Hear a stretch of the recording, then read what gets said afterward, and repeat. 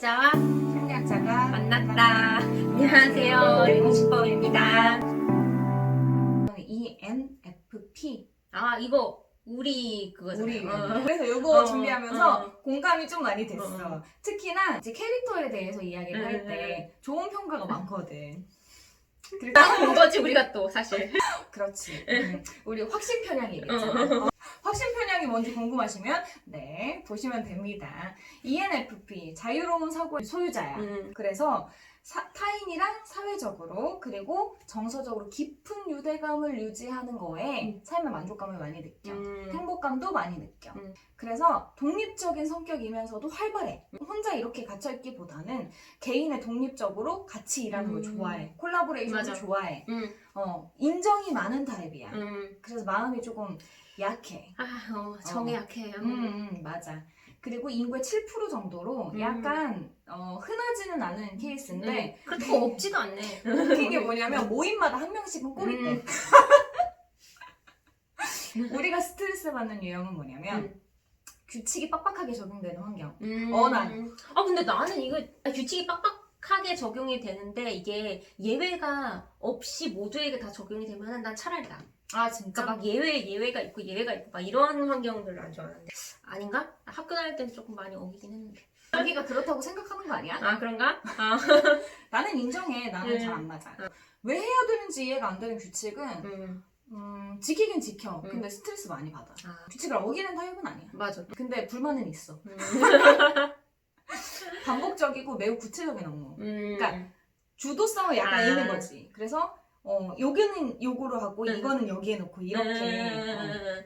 그러면 좀 스트레스 받지. 나 스트레스 받아. 그래서 되게 웃긴 게 손에 물어뜯거든 내가. 그래 손에 맞아. 이제 이렇게 올라온 거를 물어뜯어. 근데 왜 물어뜯냐면 나는 이 해석이 너무 싫었어. 뭐 애정결핍이다 어쩌고. 나 애정결핍 아니거든. 근데 내가 내 패턴을 분석을 해본 결과 지루함이 조금이라도 있으면 나 손을 뜯기 시작해.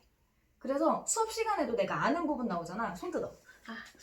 왜냐면 나갈 수는 없어. 규칙은 저게 지키거든. 그래서 답답해. 그리고 반복적으로 계속 예시 들면 이해했는데 왜 자꾸 말하는 거야. 이렇게 생각이 들지만 말을 못 해가지고 알겠어요 이제부터.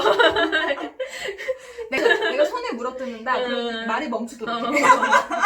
다른 걸로 바로 바꿔야겠다. 이해했구나 이제. 지루하구나. 그렇지. 뭐 일의 과정이나 미래를 그릴 때 아니면 아이디어를 막 생성해내는 과정에 장애물이 있을 때. 선생님 시험 떨어지고 스트레스 많이 받았잖아. 왜냐면 계획이 있는 사람이었거든. 합격을 전제로 많은 걸 버려놨지. 그렇지. 근데 나 합격에도 막혔어. 그래서 완전 여러 개가 1년 뒤로 딜레이가 확 되면서 멘붕이 왔었지. 위경련이 오고. 맞아. 신체화가 왔었지. 자극의 부재. 그러니까 지루해. 그리고 상사가 너무 간섭할 때. 그럼 네가 해. 그러니까 이렇게까지 구체적으로 나한테 지시할 거면 내가 아바타냐? 아바타야? 이런 생각 들거든. 나는 날 안 믿나? 진짜 안 믿는구나. 그러니까. 내가 능력이 없나? 막 이렇게 간다고 나. 맞아. 그러니까 굉장히 자주적인 스타일인 거지. 그리고 준비되기 전에 프로젝트 끝내라고 할 때. 완성도가 내가 원하는 만큼 안 나왔는데 여기서 끝내라. 찝찝해. 비판받을 때. 나 근데 이거는 약간 괜찮아. 이거 진짜? 난 댓글에 상처 받는다고. 아름다운 댓글. 지향합니다. 그리고 우리 유형이 이제 칭찬을 못 받을 때 되게 힘들어해. 되게 열심히 살아. 그리고 계획도 막 착실히 이행하려고 노력을 해. 근데 주변에서 안 알아줘. 그리고 타인을 위해서 너무 과하게 소모했을 때. 그러니까 우리가 좀 연민이 많고 인정이 많다 그랬잖아. 그러니까 이성을 잃고 가끔 트랙을 벗어나서. 맞아. 그래. 알지 너. 그렇다 보니까 이제 트랙에서 벗어나고 나서 정신을 차려보면 그러니까 우리는 우리의 한계를 좀 잘 아는 편이야. 그러니까 나는 한계를 잘 몰라. 선생님. 신체화시키는 것도 내가 무리하고 있다를 모르고 신체적으로 먼저 이제 반응이 오지. 감정도 좀 그런 것 같아요. 원래 선을 잘 지킨다라고 생각을 하는데 선을 넘어가지고 한도 끝도 없이 막 그럴 때가 있어. 그러다가 이러면 안 되는데 라고 하면서 이제 좀 쓴 시간 이랑 쓴 돈 이런 걸 생각하고 아 미쳤구나 현타가 오지 그럴 때. 나는 좀 안 그런 것 같아. 그래서 차갑다고 얘기하는 사람들도 종종 있었어. 그러니까 같은 유형으로 묶이긴 하지만 이렇게 또 다릅니다. 맞아요. 자, 그러면 스트레스 많이 받으면 어떻게 되냐? 이 타입이 원래 애교가 많대. 이런 게 아니고, 그러니까 분위기 메이커라 이거지. 막 밝고 막 유쾌하고 이런 스타일인데 스트레스를 받으면 짜증을 내거나 과이 내죠. 아, 배고프면 스트레스를 받나 보다. 이걸 너무 잘 아는 내 예전 남자친구가 날 만나면 무조건 밥부터 먹였어. 내가 배고프다는 얘기를 하지 않아도 일단 먹여. 그러니까 차라리 배부르면은 얘가 이제 유해지는구나 알아갖고 일단 먹이고 그리고 서바이벌이다. 아니, 나는 짜증을 내는 줄 몰랐는데 짜증을 낸다더라고요. 내가. 나는 알아. 나 짜증이 나. 아. 반응력이 완전 떨어져. 원래는 막 이런 스타일인데 그냥 가만히 있어. 그리고 이제 그러니까 나의 독립성이 뺏기는 것 같은 상황. 이런 상황에서는 굉장히 갈등을 빚어. 뭐 회사를 때려친다거나 아니면 나를 내버려 둬라. 그러니까 내 업무다. 그럼 네가 해. 이 말을 이제 참아야 되는데 하는 거야. 예전 회사에서 보실지 모르겠지만 입 뺏겨갖고 그러니까 쓰러졌잖아. 나 바로 신청하고 와갖고 아, 진짜? 입 뺏겨 약간 내가 기절했구나. 과호흡이었던 것 같아. 오케이. 격한 사람이야. 정신 차려보니 119 아니었어. 그러니까 이 정도로 우리에게 독립성이 중요해. 스트레스가 계속되잖아. 만성적이 되잖아. 그러면 우울감. 그리고 업무나 뭔가에 집착해. 그리고 이제 내향적인 성향이 많이 나와. 원래 우리 외향적이잖아. 근데 스트레스 받으면 내향적으로 변해.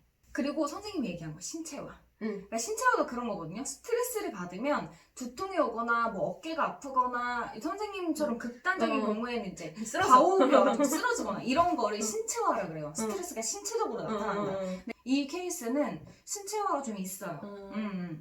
그렇다 보니까 의사소통에 어려움을 겪을 때도 있어. 그러니까 인지적으로 과부하가 오는 거야. 있어. 그래서 그럴 때 있어, 맞아. 말을 잘 못해. 원래는 버퍼가 말을 진짜 많이 걸려. 우리 촬영할 때도 편집점 잡기가 진짜 어려울 때가 있거든? 그때는 이제 선생님 배가 고프거나 더워서 지쳤거나 이럴 때야. 근데 우리는 계속 촬영을 하지. 그리고 편집을 열심히 해.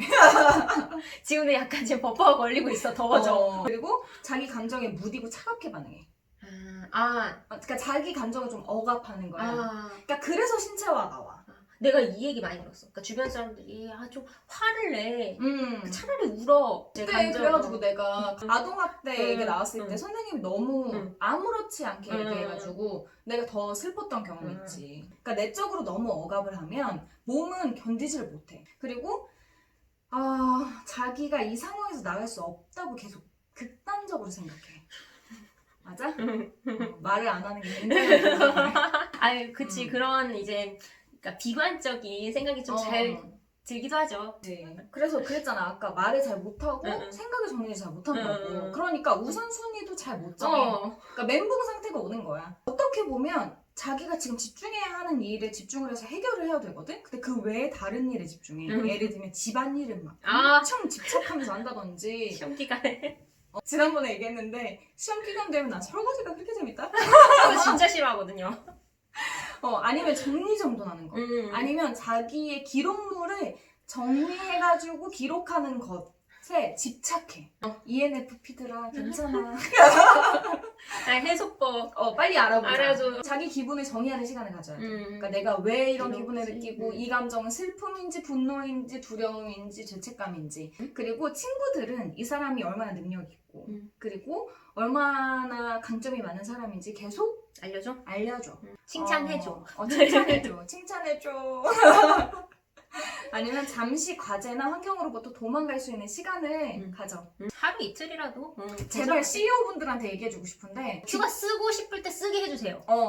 그리고 능률을 올리는 게 훨씬 더 중요해. 스트레스 매니지가 안 되면 진짜 막 일주일이면 되는 일이 한 달이 걸리는 일이 생기는 거예요. 그러니까 조금 자율적으로 좀 길게 휴가를 낼 수 있도록 권한해주면 아마 이 사람들은 더 주도적으로 열심히 회사를 위해 일을 할 수 있을 거예요. 그리고 조언은 독이야. 친구들 조언하면 안 돼. 이 사람들은 당장의 효과를 보지 못해. 사실 근데 미안한 얘기인데 조언을 해도 귓등으로 들었어. 그리고 디테일 묻지 마. 그러니까 그때 상황이 어땠는데 궁금해하지 마. 그냥 내비둬. 이 사람들 명상이나 요가 굉장히 도움돼. 진짜? 스트레칭 도움돼. 아, 그래서 그러니까 명상이라는 건 앞에 얘기했듯이 자기의 감정을 직면하는 시간을 갖게 되는 거야. 그래서 내가 왜 이런 생각을 갖게 되는지, 그리고 조금 마음의 평화를 찾는 거지. 요가는 이렇게 몸적으로 이제 수축된 부분들을 좀 릴렉스해지는 거야. 그래서 이 사람들은 일단 여러 방법으로 릴렉스를 하고 나서야 스트레스를 조금 해결할 수 있는 내적인 힘을 모을 수 있어. 그리고 운동, 수면, 마사지 받는 거 도움 많이 돼. 나 스트레스 받으면 자거든. 자고 일어나면 괜찮아져. 마사지 받는 거 너무 좋아. 너무 좋아. 너무 비싸. 그래서 뭔가 친구가 마사지 기계 사줬거든요. 내가 스트레스 받는다라고 하니까 알았나 봐. 내가 마사지 별로 안 좋아하거든? 근데 가끔서 미안. 근데 마사지 받는 게 되게 좋대요. 오케이. 요 정도면은 이제 우리가 스트레스를 파박! 해결할 수 있을 것 같아. 네. 더 이상 기절은 없어. 그러니까 기절하기 전에 미리미리 조금씩 좀 맞아. 해줘야 되겠다. 이거 보는 분들 중에서도 요즘 공황장애도 너무 많고 스트레스로 인한 정신질환이 많기 때문에 그런 부분에 좀 도움이 됐으면 좋겠어. 우리 기절하지 말자. 스트레스 짜증은 좀 내더라도 닭이래. 당을 섭취하면 되는 정도의 수준까지는 우리 유지하도록 하자.